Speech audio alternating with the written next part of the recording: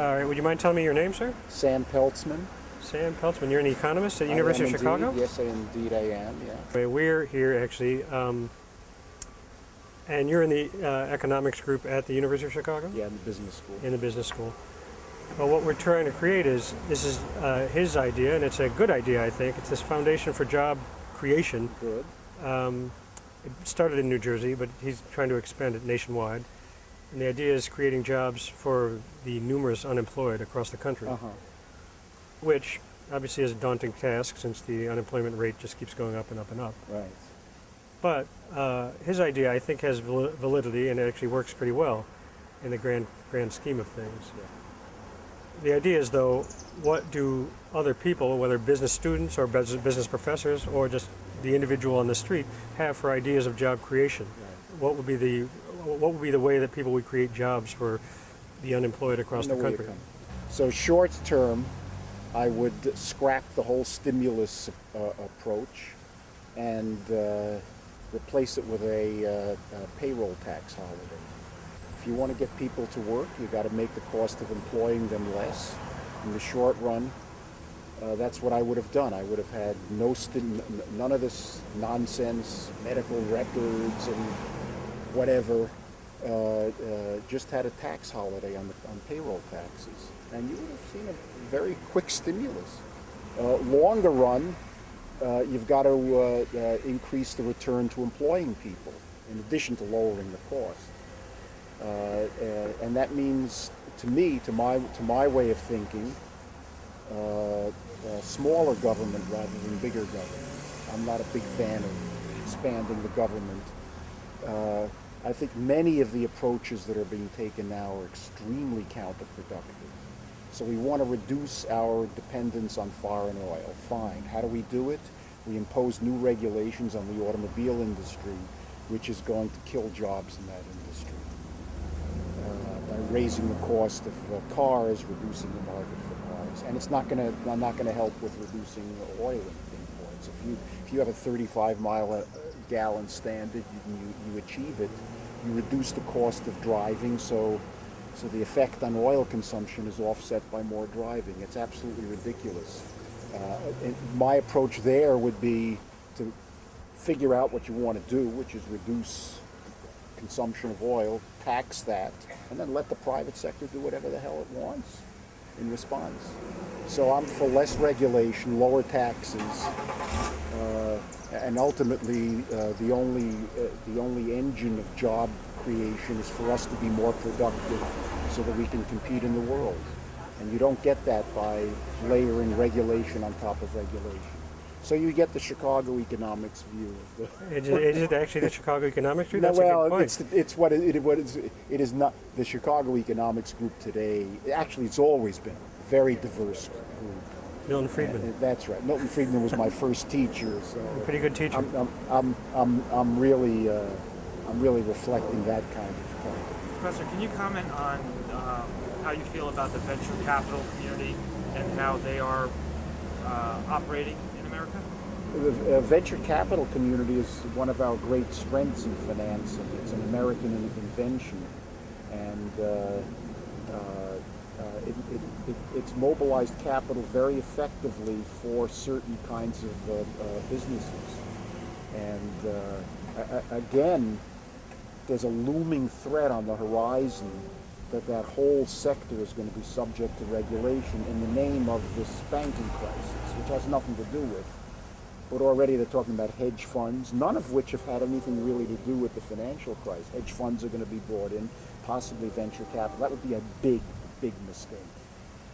It's grown in basically an unregulated fashion. It's been copied all over the world, and it's actually a source of funds that we've shut off other sources of funds by regulating. Like public markets now are very highly regulated. A little firm can't access them anymore. They have to rely on something like venture capital or the banks, or so there's a mix. Venture capital surely has a place in all of this. What about innovation in America? Can we bring back the industrial base in your opinion? We never lost it, really. It's changed. our manufacturing sector as a share of the economy has gone down a lot. But it's as big as it used to be. It's just producing different things. And I don't think a test for the viability of an economy is whether we do the same things we did 50 years ago. So that doesn't concern me that we've changed a lot. But we do have long-term challenges. I think our education system is a real long-term challenge to growth.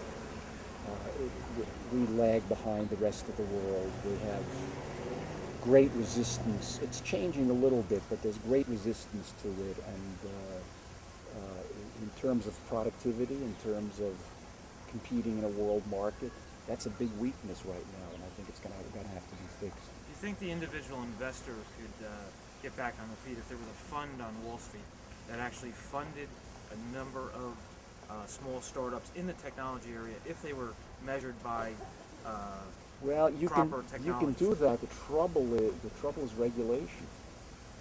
Publicly traded, they'd have to report everything, including who would invest. A lot of the private equity also has a lot of hands-on. That would all be subject to disclosure, and I'd say you'd get a lot more of that kind of thing, but not in the world that we have today.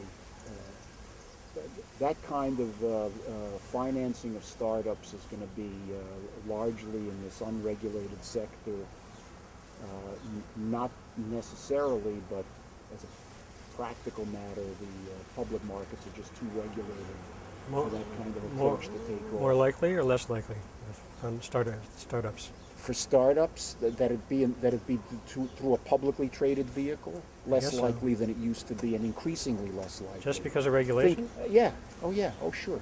The whole venture capital industry started in the 1930s. This is not too well known. Started right after the Securities and Exchange Act. 33, Previous to that, little companies would go public, and a lot of them would go broke.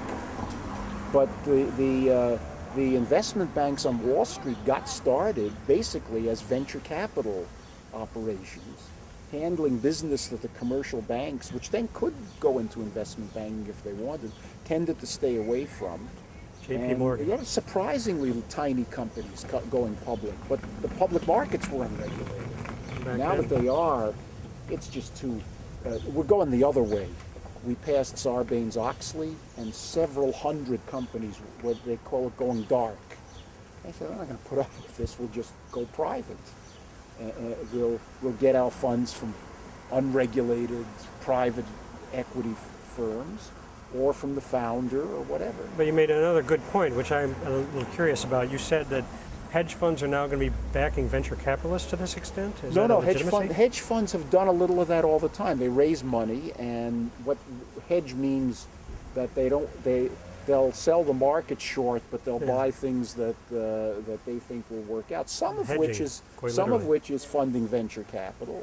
There's lots of other things they do, but some of it has been funding venture capital. Professor, a question from Wall Street about Wall Street.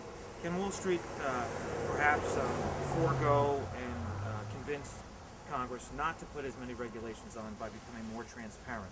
No, we're headed for a huge increase in regulation, Really? which has already brought Wall Street into the two biggest players on Wall Street are now banks, officially banks, so they're under Federal Reserve regulation. No, the whole Wall Street model is finished.